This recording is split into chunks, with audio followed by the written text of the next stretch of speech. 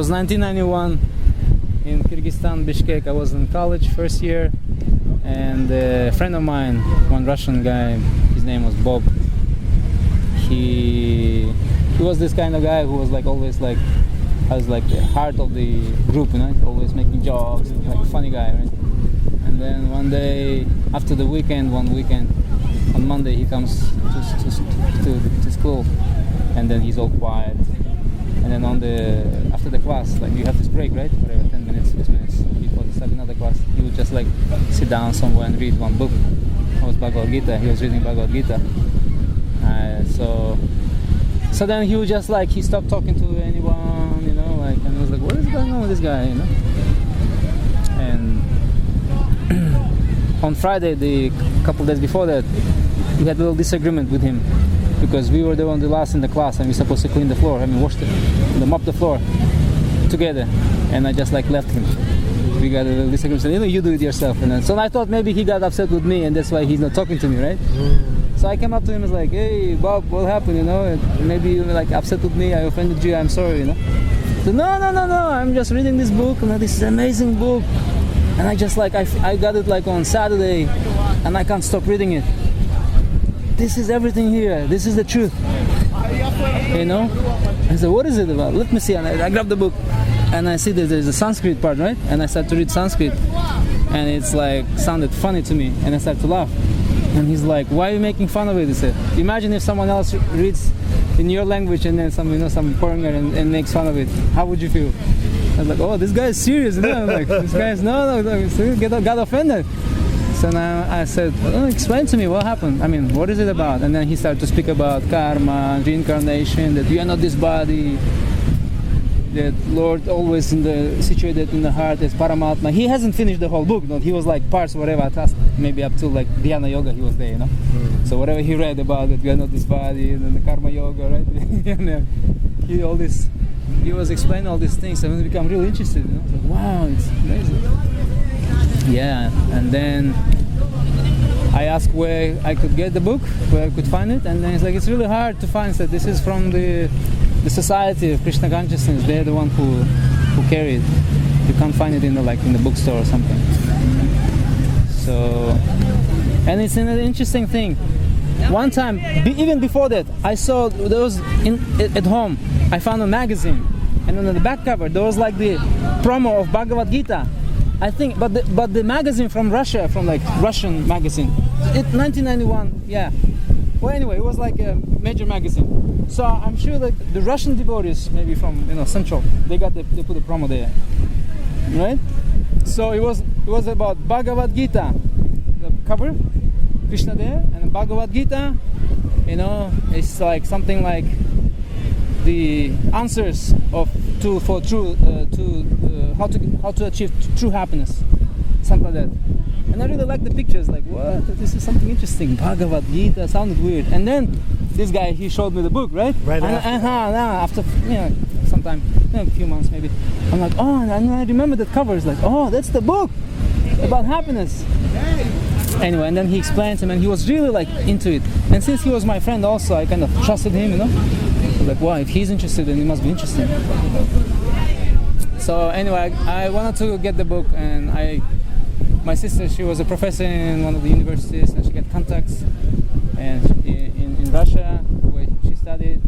And I told my sister, listen, this is the book, could you find it for me? It's somewhere maybe from Russia, they could like see professors, friends, and that's what she did. She got me a book. She called one of the professor friends, Russian, in Moscow, and they sent it to her by mail. And I received it, I don't know, a couple of weeks or whatever. I received the book. I was like, wow, I got the book. And I started to read the book. And I start from the introduction. What Prabhupada, he says, theoretically, even theoretically, you have to accept Krishna as Supreme Personality of Godhead. That's kind of like, wow, let me accept Krishna. Like, I don't have nothing, but Prabhupada is saying that, theoretically, one should accept at least. Because in order to understand Bhagavad Gita, two message of Bhagavad Gita. So I kind of like accepted, like, yeah, let me accept. Because I really want to understand if it is true, Just like, and Bob, he also said, you should not speculate, just like try to read, what he's giving to you, just try to understand, just to try to receive. Don't speculate. He instructed me. He was like my Shiksha Guru, right? Varna Production Guru, right? Yeah, he introduced me to Krishna consciousness, and he was one of my best friends. And I started to read Bhagavad Gita. I read like 3 days non-stop, Prabhu. I was reading, and I was like, that's it. I said, that's it. This is the truth. Wow. This is the truth. And I just like, and then also we became like even more close friends, you know. So we would read Bhagavad Gita, and he had some other books also, like Bhagavatam First Canto. We didn't have at that time many books translated into Russian. So we had the Bhagavatam, like Nectar of Devotion, Krishna book, and I think Bhagavatam part 1, part 2, First Canto, something like that. And Prabhupada, like short Prabhupada's biography, short version. And Shisha something like that. The Easy Journey to Planets. So, and we would just like go to college and discuss, you know, and we would like, you know, try to chant Hare Krishna and offer food, prasadam. So it was interesting. I mean, I came home because my family, they are Muslims, and Kyrgyzstan mostly Muslims, and even though they're not like devout Muslims, but they kind of, you know, if you're born there, automatically you're like Muslim, you know. They pray in the mats? They don't actually. They don't do those things. Yeah, but yeah, they're very. I know. They're not very tolerant, you know, to other religions. Like they cannot accept others. But and especially being vegetarian for them, it's so shocking. I didn't even tell him that I was into the Hare Krishna thing. I just like one day I just came like, I'm vegetarian from today on. I'm vegetarian. After reading the book, yeah, came to this conclusion. Yeah, I'm vegetarian, and they laughed at me. It's like, yeah. And then 1 day, 2 days, 3 days fast, and then like, what? Hey, you're gonna die. You should eat. Anyways, and so one day this Bob, he comes to me and is like, hey, there's one guru came to town, and he's gonna give this class lecture in one place. I don't know, they rented some place. It was like theater, and his name was Ashutosh Dās. So we went there. You had to pay $15, well, our dollars, Russian dollars at the time. For the student, it was kind of steep.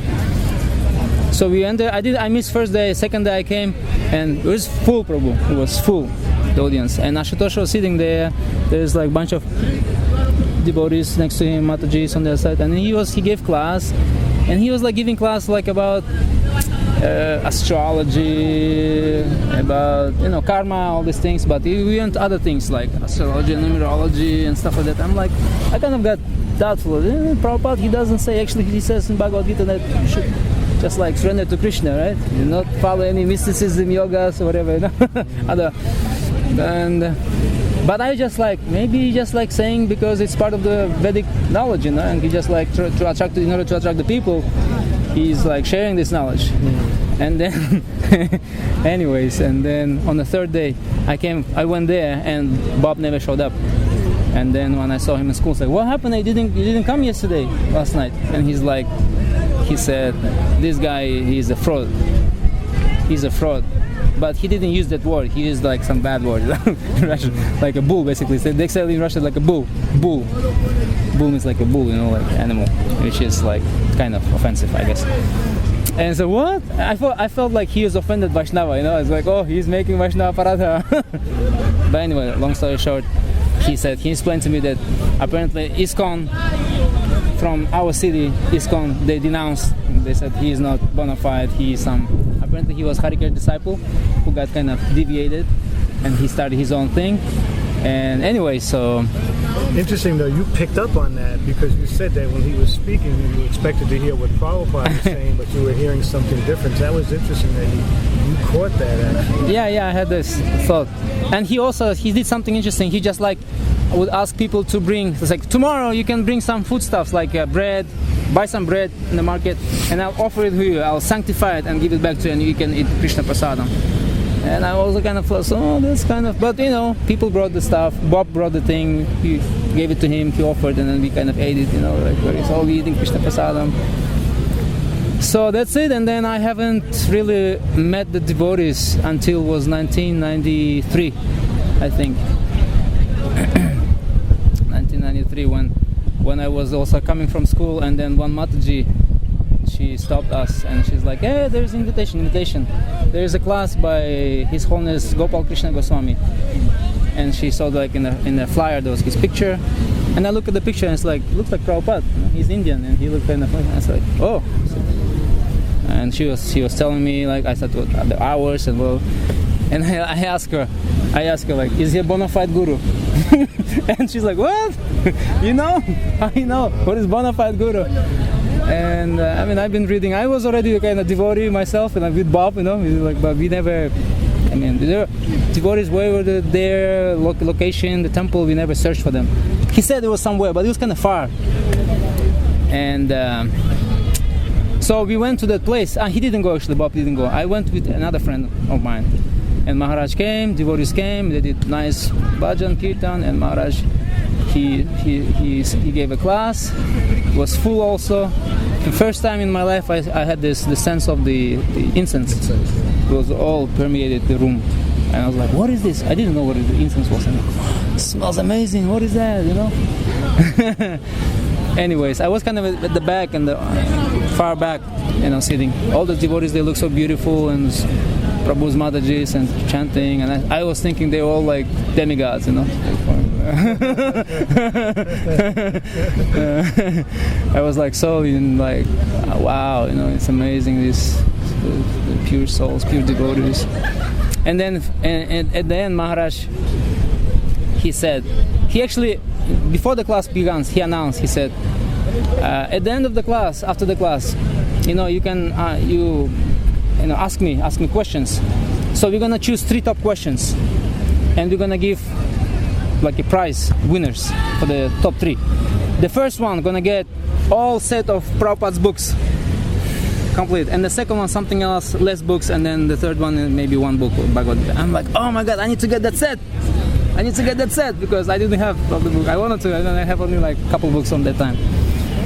And I was thinking like, what question should I come up? What should I come up? That was what I'm thinking. Anyway, after the class was over, Maharaj said, so any questions? I'm like, what should I ask? And then people start to ask, and there were many questions. And many questions were like really nice questions. They're like really intelligent. You know, people were asking intelligent questions. Oh, I'm doomed. And then, so anyway, I asked a question which was pertinent to me, which was like, because my family, they were really against it, you know. It was already from 91, 93, I already was like into Krishna consciousness more and more, and they're like, what is this guy's getting crazy, you know? So they want to kind of, I thought to myself, if I become like full-time and go into Krishna consciousness, they're gonna be just like, you know, they're gonna get crazy, they're gonna do something to me. So I asked Maharaj, what if someone like really wants to, you know, like go into like, you know, into Krishna consciousness and dedicate his life to, you know, serving Krishna, but his relatives or her relatives are against it. Like, and Maharaj, he gave me such a like short answer. I was so disappointed. He's like, one must be determined. Next question. That's it. Nothing. Did you elaborate? Nothing. It's like, one must be determined. Next question. Oh, thank you. Well, and but that instruction helped me afterwards, later on, because I had really big problems with my family. But I kind of pondered on that. Why Maharaj, he didn't like give me even like 2 seconds, you know? Like he just like, one must be determined, and then like next question, like he wanted to just like escape the question, like almost. And then I thought to myself later on, when I was already with the devotees, like, you know what? Because the question itself was like a negative, like, you know, it's already creating a conflict between devotees and their families. Like, you know, like this Krishna consciousness takes away the person from the society, from the family. And so Maharaj couldn't really elaborate on that. It would be like negative Christians, like, yeah, you should renounce your family, you should get away, you know, like, you cannot say those things, right? But he gave me the answer, you should be determined, right? But in the like next question, like, that's it. I'm not going to elaborate. Like, you get it? That's it. That's what I thought, And which was the other 3 questions that won books, you remember? Yeah. So I didn't get I didn't win anything. No books. Well, no books, nothing. But the best question was, I don't remember the last one, but the best question one guy he asked, he said, because Maharaj was, talk about the spiritual world and material world and this and that, and then he said, Maharaj, you mentioned about this, other world, spiritual world. Is it possible to make our world, material world, convert into the spiritual world? And Maharaj said, yes, with your help. We can make this world a spiritual world. Yeah. And that was the winning question. And you got a set. You got the whole set of the books. Yeah. It was an amazing question also. Yeah. And Maharaj really liked it. Yes, we can make it. Spiritual world. Vaikuntha. And that's it. And after that I was like, devotees were really nice to me. They were like really so friendly and so loving. And I just like, I need to find these people. I need to go there. Did you have any feelings that this is my Guru Mahārāja in the beginning, or no, when you first met Gopal Krishna Mahārāja? I didn't think about it. I didn't think about it too much. But I didn't think about it. But he's the only one I saw. I mean, he's the only first one that I met. I haven't seen anyone else. So anyway, devotees gave me the flyer, said this is the address, you should come to our temple. And so one day, after like 1 week, I decided to after school, I went looking for them, and I couldn't find them. And it took me 3 days, like searching. And on the 3rd day, I found the temple, the place. And I found the place, and it was like house, 3-story house, building. And I came in, I was like, I wanted to like knock the door. I was like kind of timid, and I went back. And then there was one guy, the neighbor, some Russian guy. And I asked him, is this a Hare Krishna temple? And he's like, yes, but you should not go there. And then he said something offensive, which I'm not going to even repeat. But I got me so mad, I got like, he's a demon, I'm thinking. So anyway, I knocked the door, and then one Mataji opened. And then she's like, oh, we've been waiting for you. Did you know her? No, first time in my life I meet her, and then she just opens the doors like, oh, please welcome, we've been waiting for you. I said, wow, like just like knock me off. This is such a nice people, like so, And then so she let me in, I went upstairs, and then there was like prasadam time. They were serving prasadam. And I sat in the temple room, and then they were like serving. And devotees like, hey, come. Who are you? Come sit down. And I sat next to him. And then they served me prasadam. And then I remember this devotee, his name is Nityananda Avaduta. I didn't know who he was. But he's kind of like hectic, was like. And then he came and he splashed all over the place on the table. And I'm thinking like, this is prasadam, right? I'm thinking, he's just like throwing prasadam over the place, the floor, splashing. This is the sacred food. And I'm like, how is he doing this thing? Anyway, so that's my first visit to the temple, and that's it. I became regular. They had deities there? Yeah, they had Gorintai deities. There's the same building was the temple and Brahmacharya Ashram upstairs, and Mataji Ashram was like the next building. Which city? Bishkek, capital of Kyrgyzstan. And so from that moment I started to go regularly after my school. I would go to the temple, associate with devotees, go Arati, Bhagavad Gita class right after that, prasadam. It was wonderful. And then one day they said, like, you know what? They said, would you like to go on Sankirtan? Book distribution. I said, yeah, sure. It was some holiday, and then they told me this guy, Eldar, he wasn't initiated. Eldar, go with Eldar, and and just like watch what he does and help him carry his bag. I said, yeah, and then Eldar, he's like, come with me, and he gave me this bag, and this bag was full of these books. It was like this size, like so big, like this thing. I was like, oh my god. So I carried his bag for him, and we just went somewhere, and he distributed one book whole day. And I'm like, I'm supposed to do the same thing? Am I supposed to like? And then at the end, when we were coming home, I was hoping that he would distribute all of them, so I don't have to carry them again, right? But he didn't. And I'm like, and then we were going home, and I'm really tired. And he's like, today was a slow day. He's like, it was a bad day. Maybe next time. So, and from that day, my service became book distribution. So I kind of, they just like, how was it? I said, I liked it. It's like, which was like, I didn't like, I was like suffering the book, But devotees, they were all Sankirtan mood basically. And at those days, everything was about Sankirtan, book distribution, especially in Russia and all these regions. And Harikesh Swami was, that time, and he was like pushing everything, book distribution. So everybody was crazy. That was the most important service that one could do and aspire to do. And everything, the pujaris department and the kitchen, it's just like supplementing the book distribution, just like helping them. So, and if you are like free, you have a day off, whatever, if you're pujari, whether you're pujari or cook, you should go on book distribution.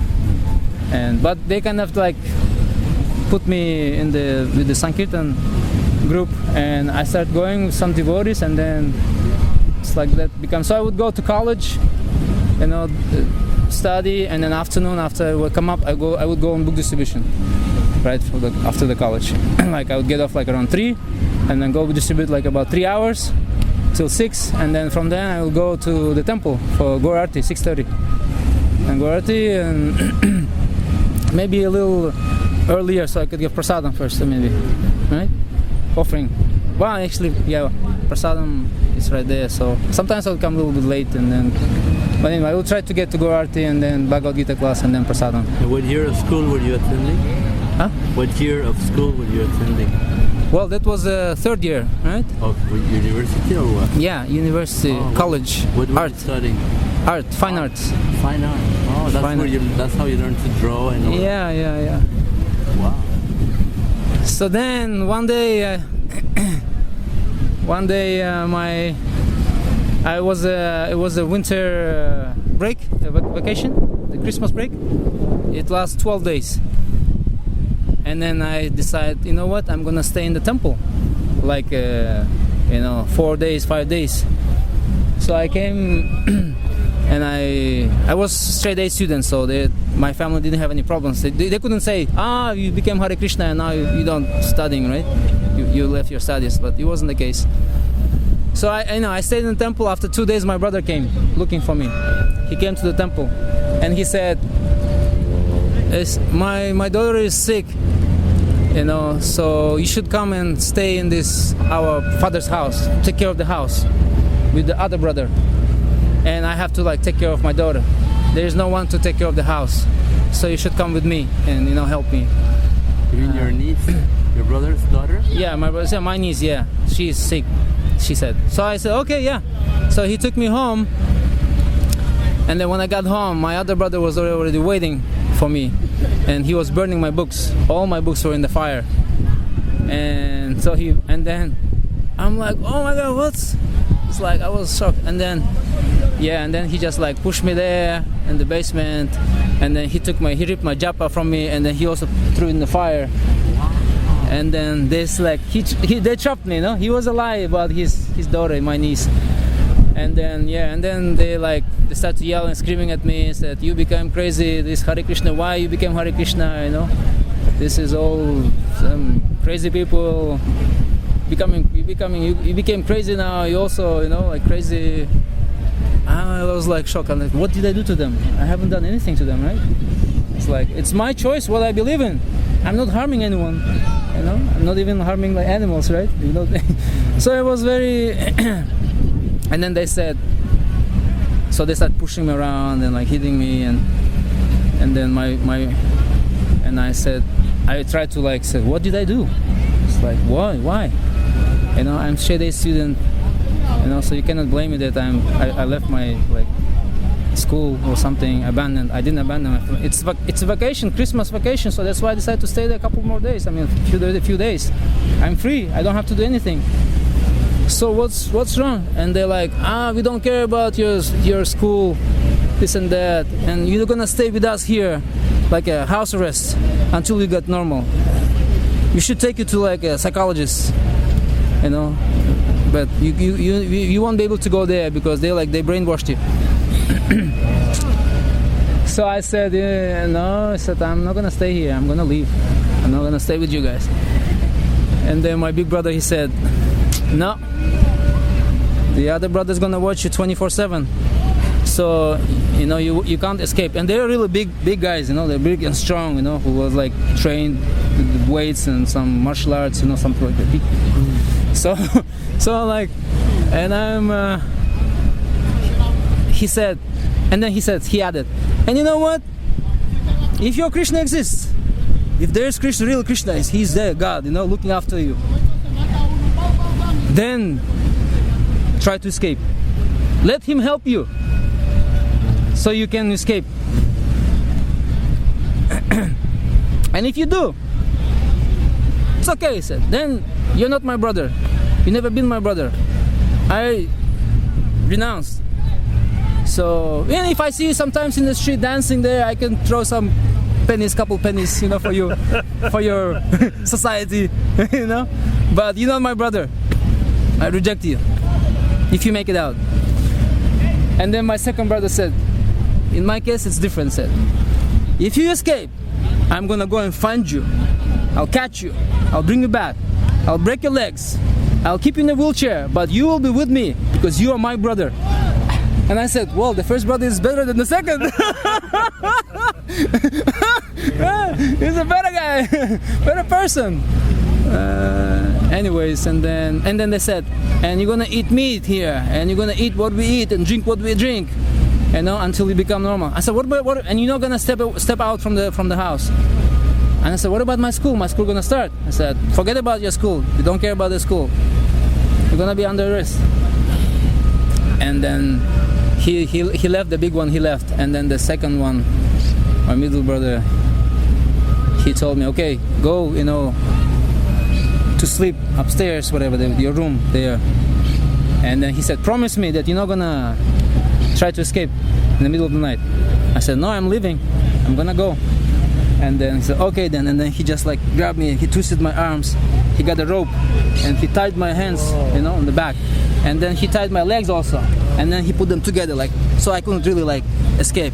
And he threw me like in the back. And he left. He went downstairs, watched TV. And I thought to myself, well, I could sleep like this, you know. I could just like sleep, it's okay, you know. In this situation, what I'm gonna do. But the thing is, he tied so tight the ropes. He basically like blocked the circulation. So it started to like hurt so much, and increasing the pain. I'm like, oh my God, it's so painful. It's like cutting your hands off, but like slowly, right? I don't know, it was really, how long it took, maybe it was 15 minutes that he came back, but for me it was like forever, you know. And I was there, I was like trying to do something, and I was asking, you know, Krishna for help. It was really terrible. And anyway, so he came at the door open, and then he could see my hands probably because it's behind. I was like facing the wall. And he looked at me and he said, his voice changed. He said, listen, let me release you. But you gotta promise me that you're not gonna try to escape tonight. He said, after 1 hour, I said, or 2 hours, I don't remember, the cell's gonna die because there's no blood flow. So on your hands, you're gonna lose your hands. So you should promise me that you're not gonna try to escape, and I will let you free. And I said, I thought to myself, I need my hands, you know, to serve Krishna. It was hurting, you know, really. I just wanted to like get out. But one of the things that I thought, it's like, the pain was unbearable, but also I thought to myself, like, yeah, it's like I was studying art, so I was thinking I'm gonna like do paintings, like paint for Krishna, and it's like I'm gonna paint on top of the pain, of course, that I was. So I said, it's okay. I said, I promise you, I'm not gonna escape. And I tied my hands, and it was all like purple, blue, and I couldn't like start to do like this. So it's like, anyways, and so he left, and I just fell asleep. So the next morning I woke up and I wanted to chant my rounds, and I didn't have my japa. Right? So I took out found a rope, and I just like tied a knot, and 54. Otherwise it would have been very long, and I couldn't find any rope like this. So I just make it 54 like knots, and then I was chanting in my room. So when the brothers in the morning they enter, and then they see I'm like they're sitting there and chanting with this. And he's like, this guy is something. He's like, he's something. Look at this. He doesn't give up. So, anyway, they didn't take it away from me. I think they just let me be with it. But they didn't feed me, they didn't force me to eat meat or something, or drink something. But they said, like, eat whatever you want, something. But I couldn't get out from the house. They tried to be like kind of, pacified a little bit. So I thought to myself, because I remember in the temple, devotee was giving class, and then when he was saying that, when the intelligence, right? When the people get, anger. When the anger is like intelligence is gone, like Krishna says, right?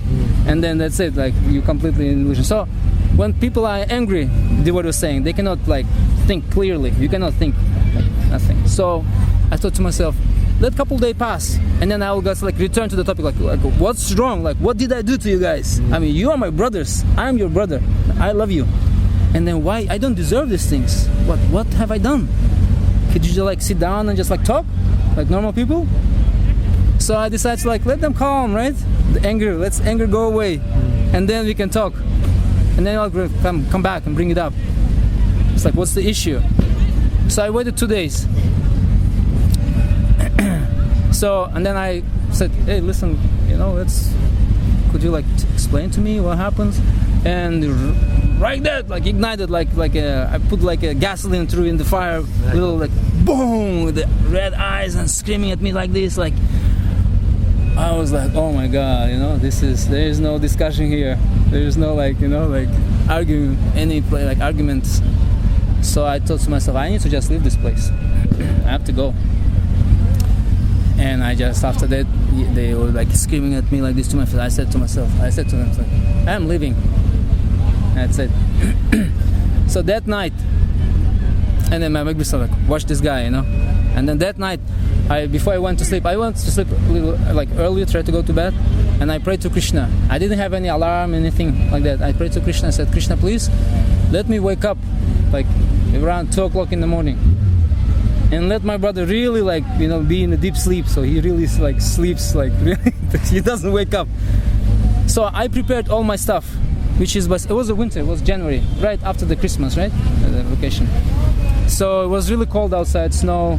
So I just like put all my warm clothes that I had on me, So I have don't have to carry as many clothes I put on myself. And then whatever money I had, I took it also. And then I went to sleep, and I woke up around 2 o'clock to something, And then I just I was so scared, like, oh my God, he's gonna. So I went outside, to the door, and I jumped over the gate, and I started to run in the middle of the night. And I was running, and I was looking over my shoulders, like he's coming with his car. And I couldn't take any bus or public, because public transportation starts after 5 or 6 a.m. They start to move. So I had to walk. I was going to my sister's, and she lives in the downtown, and I will be at outskirts of the city. So I was walking towards downtown in the road, and I'm looking over my shoulders. My brother is coming for me, and there's no public transportation, So I was from 2 o'clock to something, I walked until 3 hours, and then public transportation came, but I was already kind of, walked. 3 hours walking, that's a lot. It's a big city. Yeah, and but I wasn't that far away from the sister, but it's better to take, like, give some 50 cents and just, like, and especially to my brother, he doesn't see me walking, better like be inside the, like some the bus. So I got into the bus, came to my sister, and and my sister is the one who bought me the book, right? And she's the professor, she's the intellectual, in our family. She's very, like, regarded, PhD, she's PhD, so very reasonable person, educated, right? Cultured. So when I came in and I explained the whole situation to her, what happened, and then she's like, it's your fault.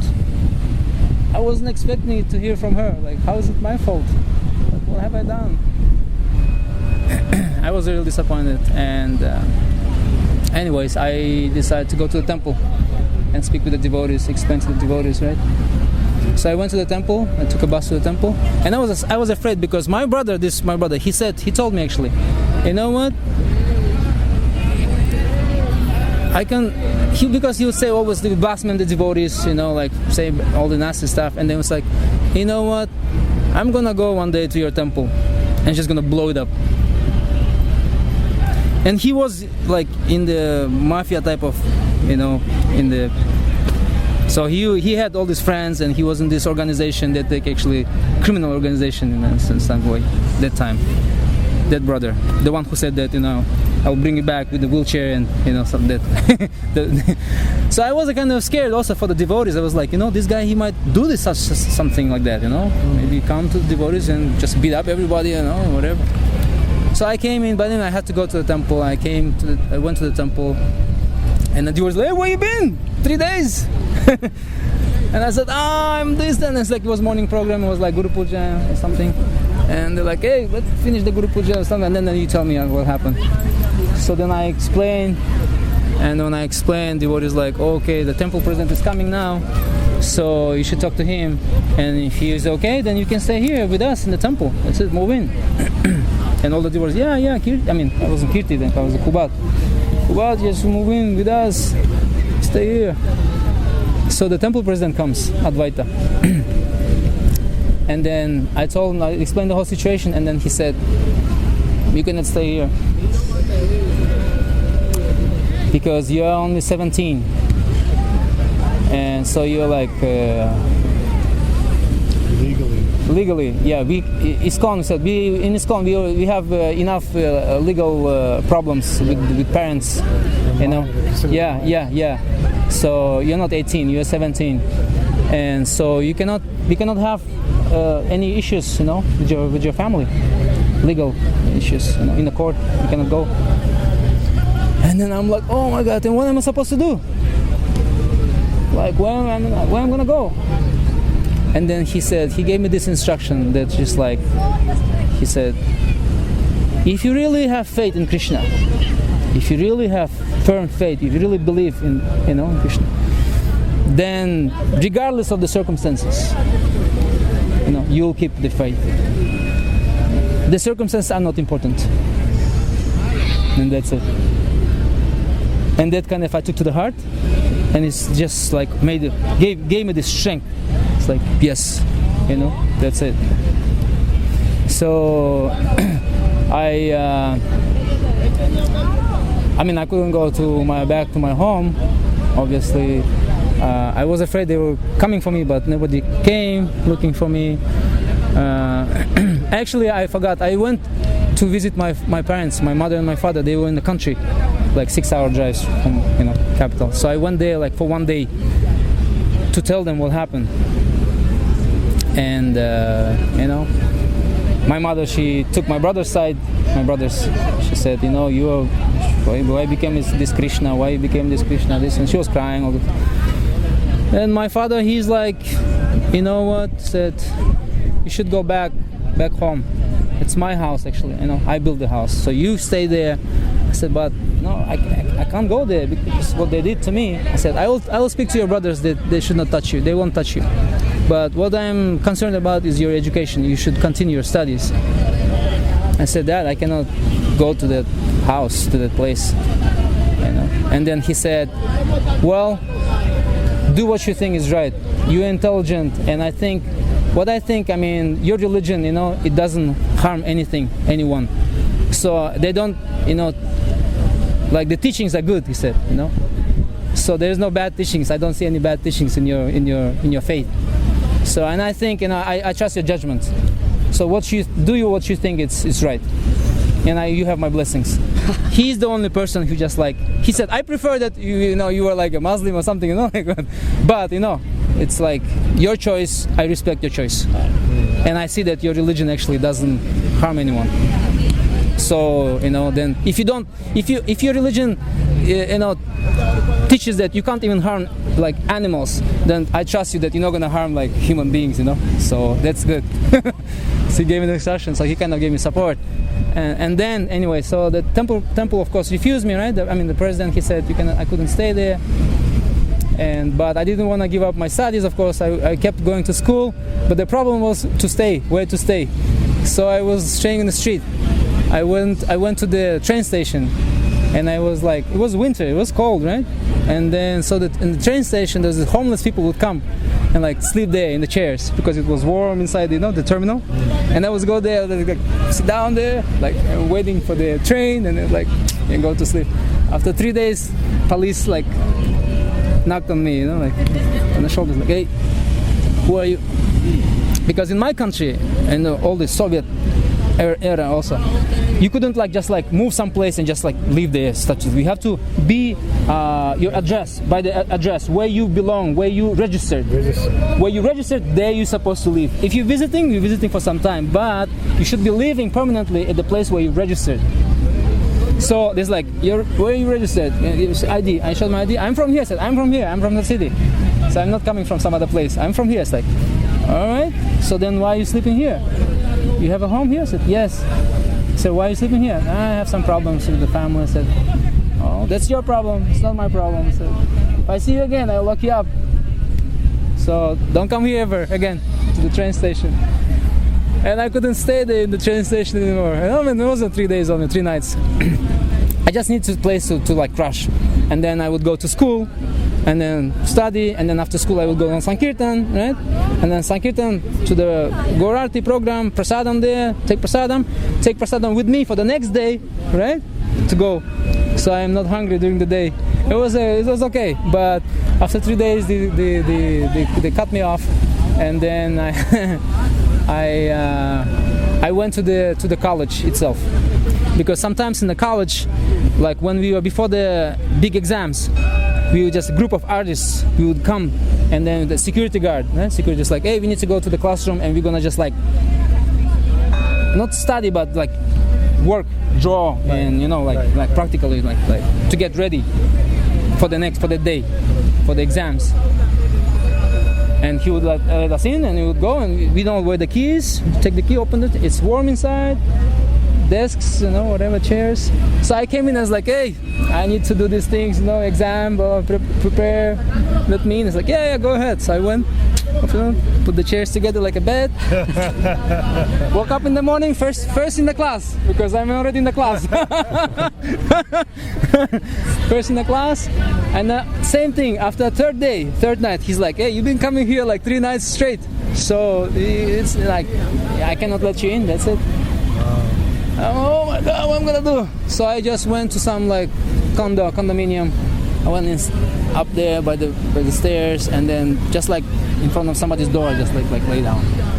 More or less it was warm, condominiums were kind of heated. And in the morning they opened the door, and I was there, somebody sleeping was me. They got scared. It's I just ran out by the stairs, and it was really hard. And then so I was, one friend of mine at the college, Adrián, they knew all about my situation, and then he told me, you know what, I have a house, outside of the city, apartment. It's my father's. It's place. It's nothing is there. We don't have any furniture, nothing. But it's just warm. There's electricity and water. And he doesn't stay. Nobody stays there. He goes there only on Sundays, because he is fixing up that place, just to work on the place. So you could stay there. I can let you in, but it's a secret. Like you cannot be there on Sundays. I said, on Sundays I'm in the temple feast. So he let me in, and I got the place. And then he would come with me also, and then he just like, spend time, and we were just like so nice. I had prasadam from the temple, and I could cook there also, I think. And I stayed there for some time. I don't remember how long. But one day he came to me and he's like, hey, you cannot stay here anymore. Because my dad is like he's thinking that I'm letting somebody in. So he said he's gonna come like in the week to check. So you better like find another place.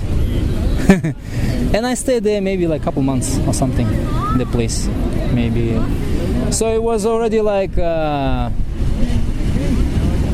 so it was from the January, right? From January I started those things. And then, so my birthday is on April 8th. So it was like, I will be 18th on April 8th, right? It's legal. So I approached the temple president. Another thing also. So so it was me and another two guys who were like, start to come to the temple together, we like the same time basically. One is still there, his name is, we have four guys. And Karaboru, he's still there, he's Karaboru, Harker disciple. And one is Sanya, another guy, they left. But we were four coming together. And then, like, as I said, you would come, and then prasadam there's plenty of prasadam for everybody.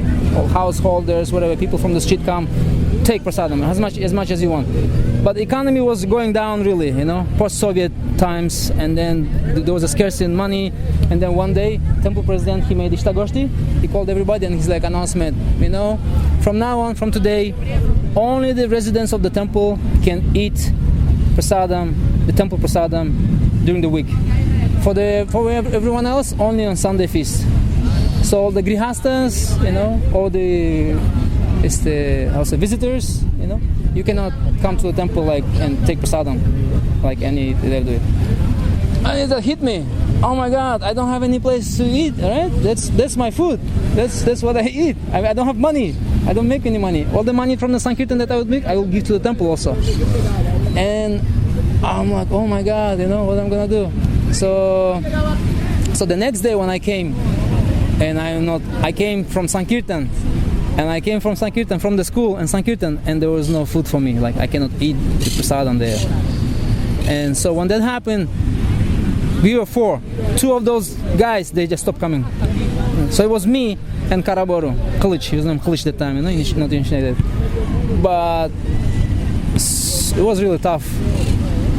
So after like 3 days, I think, I would go and like after school buy some like bread, the cheapest one, like black one, it's called rжаной хлеб, it's called, like real cheap, and just like buy the thing and buy like bottle of milk and offer that to Krishna, and that was my meal for the day. And after 3 days of that, I would come and same thing, I just continued with my program, and then devotees that just felt for me. So they start to like save like a stash for me, Yeah, they were like breaking the rules now, like hiding from the president. And it's like, hey, Kirti Kubat, it's like, I got something for you. Come, But, watch out, it's the temple commander. Temple commander doesn't see, It was already late, so sometimes president is not there at night, late. Come, and then they would give it to me, and then give it to me for the next year. It's like, they start to like, save for me prasadam. And then after some time, temple president, he actually gave me exclusive like access. Yes, like Kirti, he can take prasadam here, even though he doesn't live here, so he can have prasadam. I'm like, oh, thank you, Krishna. So yeah, he gave me exclusive like access, permission. And then so I was staying in that apartment, and then when my friend said I couldn't stay anymore, then it was closer to my birthday, or maybe I already turned, just like 18, and I came to the temple president and said, Prabhu, I need to connect, have 5 minutes. And he said, yeah, tell me. I said, well, I'm 18, or I don't remember, or I'm 18, or I'm going to be 18 like in a week or something. But so can I stay here? You know, and my family never came looking for me. Nothing, no trouble, no problems. Didn't create anything. But she's like, no, nothing. No, they didn't come any looking for you. No problems. I said, no.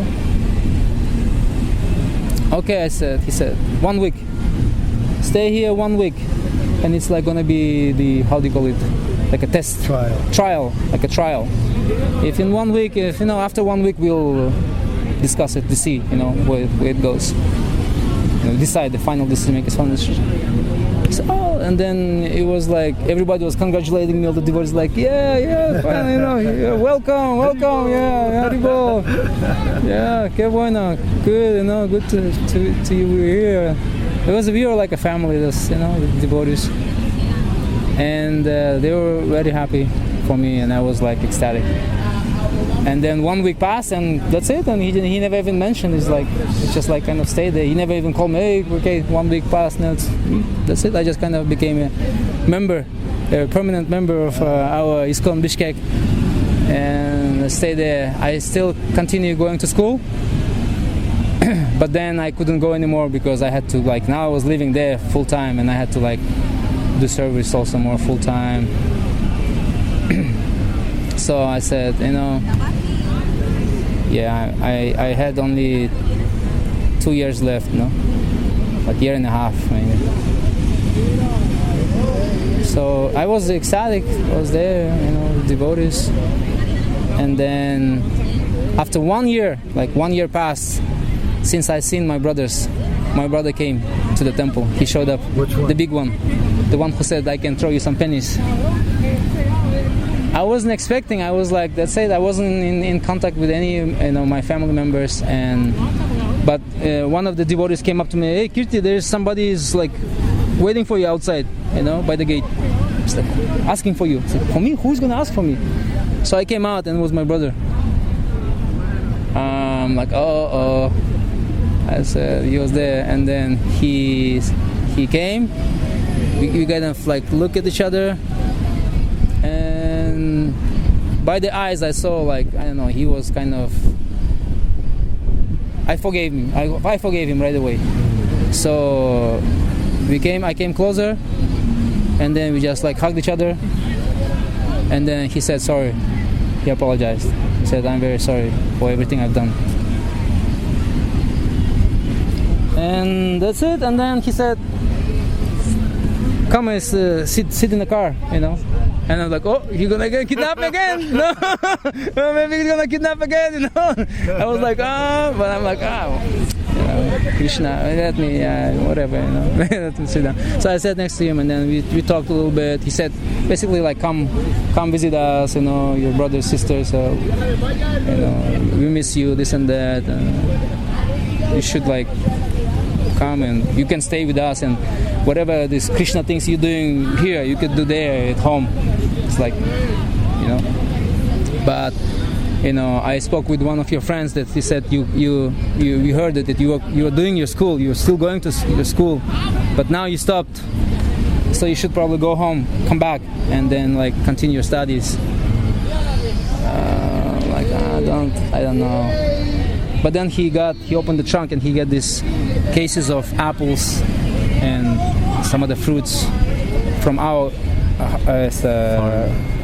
garden from the countryside. I said, this is for your temple, for your friends. You made donations. Yeah. I said, oh, wonderful. Yeah. So I took it, for the deities and devotees. And that's it. And kind of from that moment on, we started to talk. My sister came also with her husband, visit me. But that brother who was gonna break my legs, he never apologized. He never said anything. That's your younger brother. Yeah. What happened to Bob? Yeah. Did he ever go to the temple or join him? Yeah, he would come. He would come sometimes on Sundays. So did other friends. Some of my other friends, like the one who the owner of the apartment. Also, they were terrible, really nice, people, friends of mine. Bob would come, but then Bob really never got really serious into it, And then he moved to Russia, to Moscow, and then I met him one more time. he came one more time. He was on the summer vacation, and then I think he came to the temple looking for me, and then we just like talked a little bit, and he's like, oh, so you really like got into Krishna consciousness now? So yeah, and he's like, well, I am, here and there. So he got married. He got married with some girl. So I don't know what happened to him. He probably in Russia somewhere. He moved to Russia. And that's it. And going back to your story, when your brother came to look for you with those fruits, did you just decided to quit school and keep living at the temple? No, I was already out of school. Yes. Yeah, but he asked me if I could go. I should go to back home and continue my studies. And your decision was? I said no. But later, I went to school again. What? I did, yeah. Like after like another year or two, I went to school again because my family was like really telling me like, hey, you have only like year and a half. You should go and study, finish the school, get the diploma, the degree and stuff. Yeah. And I'm like, fine. So I spoke with the temple president. It was a new temple president, but he used to be our Sankirtan leader before, so really like was close to me. And I said, Dharmapara Prabhu, should maybe I should like finish my school, and but I won't be able to like do service like I was doing. But because my brother said, you know what, you live there in your temple, but I'll pay the temple. I'll give them the money, certain amount of dollars monthly, for your maintenance. For the duration of your school. So I said, let me ask the temple president. When I asked, he said, fine, yeah, good idea. So I started, going to school from the temple and gave the money to Dharmapara. But then there was something weird happened. Devotees started to look at me like, Kirti is not doing service. What is this? Like this. I started hearing like people talking, like what's going on? So I felt kind of bad, kind of let down. Not by the devotees, by the temple president, because he should have explained about my situation. Right. Why, Kirti is doing this thing, what he's doing, why he's like this. Apparently, I guess he didn't. I don't know what, I never asked. So I felt bad about that, because, there was something, I don't know what was wrong. And then I felt bad and... Did you finish your studies? No. Yeah, I went. I studied 1 year more, and then I quit, and I went to India because Guru Mahārāja, he asked me if I could go and do service for Delhi for the project. This was the building of the temple, and they needed artists. And you were initiated already? Yeah. Oh, we never told us about the initiation. Yeah, it was. I got initiated in 1996. During that time in the temple there? Yeah, 1996. So it's another story. It took me, since I met my guru in 1993, 3 years, and started going to the temple. And I did it on purposely. I decided to like see other gurus, see other devotees, because he was the only one I saw. Because I have seen there was one devotee who took initiation from him, and then he kind of saw some other guru, and then he's like, oh no, this is not my guru, this is my guru. So I didn't want to be like that, changing gurus. So even though there was Ishtagoshti for the disciples of Gopal Krishna Maharaj, and temple president, he was like, hey, come, this Guru Maharaj, you wanna, like talk, like a meeting. I went in, I didn't know it was Ishtagoshti only for disciples, but he assumed that I was aspiring disciple. So this devotees, the disciples and aspiring disciples, right? So when he saw me, he's like, what's your name? Are you already chanting the pranam mantra? I'm like, no, Maharaj, sorry, I'm not your disciple. I'm not aspiring. Yeah. And then the temple president, he just like look at me like, Maharaj, look at the temple president. I'm like, the thing is just like, I would like to see other gurus also and see and make the correct decision, not like, And the Maharaj, he looked at me like, that's intelligent. I said, the obeisances left the room. And then it took me another 3 years finally to come up, to make up my mind. But you traveled to meet other gurus, or no, they came, they traveled. Oh. They traveled, but I liked all the gurus, but but the thing is, one of the Harikesh Swami was big, that time. And then, so Harikesh Swami, one of his disciples from Kazakhstan, they came over. They were like Maha Sankirtan devotees. Who is this? Harikesh? Harikesh disciples came from Kazakhstan, neighbor country. And they were like this Maharathi, Sankirtan devotees. And the leader, he came up to me and he's like, hey, who's your guru? I was like, I haven't decided yet. And then he's like, I will give you friendly advice. If you really want to make the progress in Krishna consciousness, you should take initiation from Harikesh Swami, because he's a giant. He's the next Acharya in line after Prabhupada. So there's it's obvious, decision. So he just loaded me with this, and I'm like, oh. So I got kind of diverted my attention to Harikesh Swami a little bit. I was thinking, yeah. So the point is, in the end, I was undecisive whether I should take Gopal Krishna Maharaj or Harikesh Swami.